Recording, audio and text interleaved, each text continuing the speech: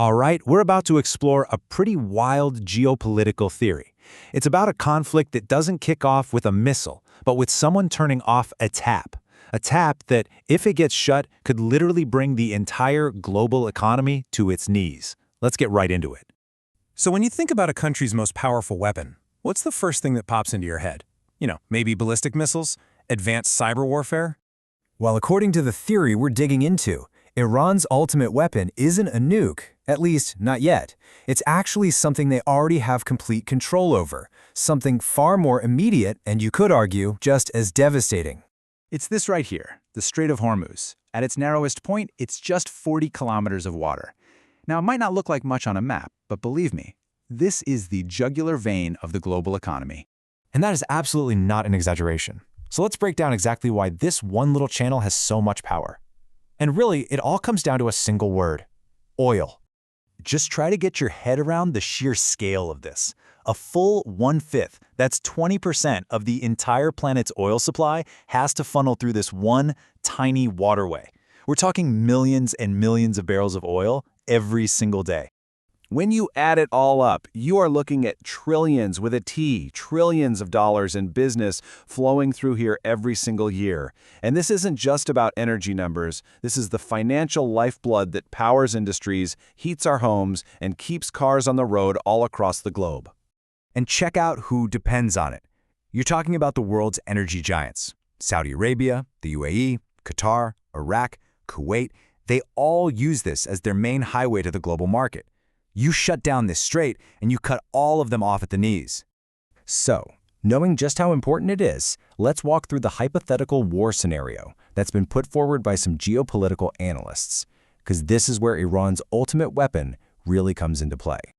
Okay, so the theory starts with a massive trigger: a coordinated attack on Iran by the US and Israel. The conflict escalates incredibly fast, and it all leads to the assassination of Iran's supreme leader. Now, in this moment of total crisis, with its top leadership gone, Iran unleashes its most powerful response, not with missiles, but with geography.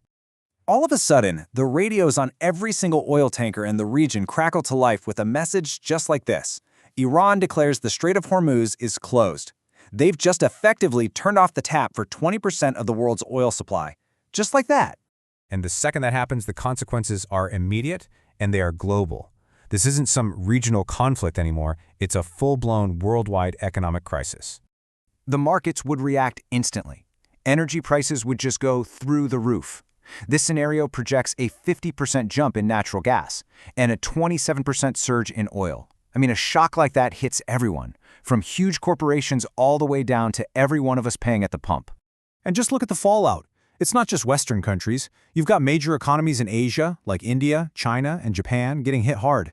You have developing nations from Pakistan to Nigeria facing terrible fuel shortages and insane prices. The European Union feels the squeeze. Nobody is immune to this.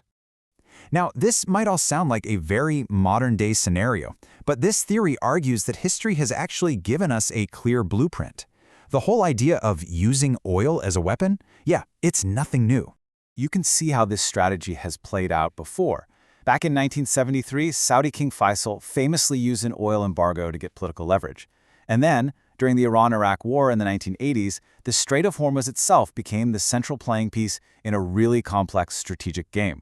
So the really crucial part here is this theory from the 1980s.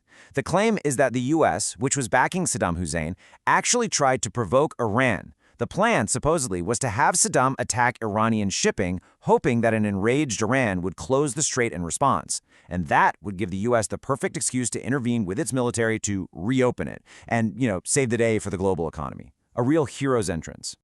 And that brings us right to the heart of this whole strategic puzzle. If Iran were to actually close the strait today, what would be the endgame? This scenario gives us two very, very different ways to interpret the exact same event. So on one hand, you've got Iran's gambit. By closing the strait, they create so much economic pain around the world that everybody starts pressuring the US to stop its attack. It's a defensive move, right? Born of desperation. But on the other hand, there's that trap theory. What if the US wants Iran to do this? What if closing the strait is the exact justification the US needs to launch an even bigger war, all while painting itself as the world's savior? Now, proponents of that trap theory, they point to this very quote from Donald Trump as pretty damning evidence. I mean, the language there, a gift to the world, that seems to fit perfectly into the narrative of a heroic intervention that was maybe planned all along. So, we're left with this huge, fundamental question. Is closing the world's most critical waterway a nation's final, desperate act of defense? Or is it the final piece of the puzzle falling into a meticulously planned trap? The answer to that could define not just the outcome of a war, but the very shape of our entire global order.